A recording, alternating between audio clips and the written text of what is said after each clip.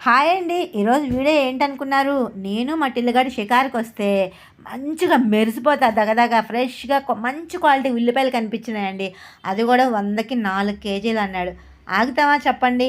అసలే మొన్నటి వరకు 100కి 2 కేజీలే వచ్చినాయి. అది కూడా మంచి క్వాలిటీ కూడా కాదు. అలాంటిది నంబర్ 1 క్వాలిటీ కనబడితే 100కి 4 కేజీలు నేనెందుకు ఆగుతాను చెప్పండి? రూ. 100 కొనేసి ఆ బ్యాగ్ ఏసుకొని వస్తూ ఉంటే మంచిగా ఫ్రెష్ సీతాఫలాలు కనిపించినాయండి. అవి కూడా ఒక హాఫ్ కేజీ కొనేసాను. హాఫ్ కేజీ రూ. 50 అంట.